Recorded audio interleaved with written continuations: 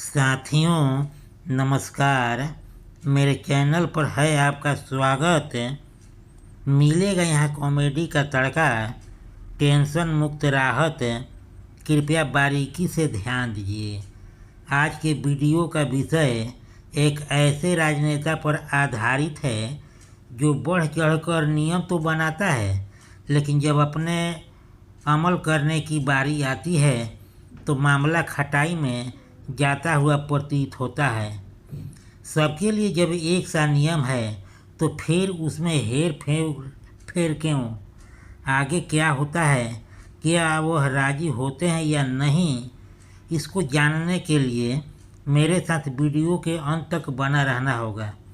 Content पसंद आए और अभी तक चैनल को सब्सक्राइब नहीं किए हैं तो कृपया चैनल को सब्सक्राइब कीजिए।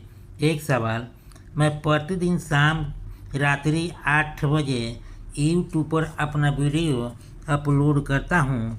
आप लोग उस समय मेरे चैनल पर आ जाते हैं, इसके लिए तहे दिल से आभार। कंटेंट जो देखेंगे सुनेंगे उसका टाइटल है मेवालाल का अवकाश। आज देर सवेर रह रह कर एक मामला प्रकाश में आ रहा है, सबके दिलो दिमाग पर छा रहा है। मेवालाल ने अपने मठ के लठ के बल पर यह नियम कायदा कानून बनाया है कि हमारे मठ में यदि किसी महंत का एक निर्धारित अवधि पूरा करने के पश्चात उसको किसी पद पर बने नहीं रहना है, बल्कि वह अवकाश पर चले जाएंगे।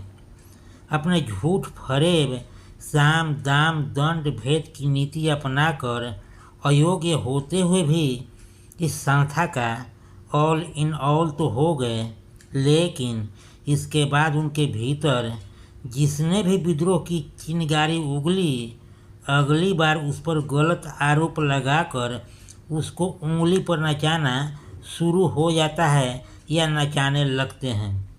फिर तो उनका पहले से रिजेक्ट गोदाम में पहले से मौजूद हैं, जिनकी नज़र व्यवस्था को सुचारू रूप से देखने पर या परखने के लिए एक संस्था का निर्माण किया गया था, उसी में लाकर पटक दिया जाता है। इसलिए मेवालाल और उनके अधीन समानांतर सेवालाल जी की जोड़ी ने ऐसा जहर उगला कि कहर बनकर संस्था पर टूट पड़ा। जितने भी दूसरे मानने वाले थे सब उनके हाँ में हाँ मिलाते थे। जैसा यह कहते थे वैसा वह भी कहते थे। एक तरह से सशक्त अंधभक्त कह सकते हैं। ये लोग उसी तरह के रोल निभाते थे। मेवालाल का जो विरोध करता है तो पूरे समाज का विरोधी होता है। उसे कामचोर, नमक हराम, यहाँ तक कि देशद्रोही भी कहा जाने लगा है। और क्या क्या कहा जाता है उनके विरोध में। जो भी दूसरे मठ वाला खड़ा होता है उसको अपने टावर का पावर बढ़ाकर जो भी संस्थाएं उनके अधीन काम करती थी उसको अपने कमान से कसने का काम करती है, और जो दूसरे मठ में ऐसे ऐंठ कर चलने वाले होते हैं उसको अपने अधीन ले लेते हैं। उसके ऊपर आरोप प्रत्यारोप का डर था। उसे धो पोछ कर एकदम क्लीन या चकाचक करके उल्टे इन्हीं के द्वारा थूका फजीहत करवाना शुरू करा देते हैं। वैसे मेवालाल जी का असली नाम कुछ और था, लेकिन उस नाम पर आम आदमी उतना गौर नहीं करता था और आज यही नाम सिरमौर हो गया। लेकिन जिस तरह हरि का हजार नाम, ऐसा स्लोगन जैसे आम जनता में प्रचलित है, इनका भी अनेकों नाम है। ये जहाँ भी जाते हैं उसी रंग में ढलकर एक अलग पहचान बना लेते हैं।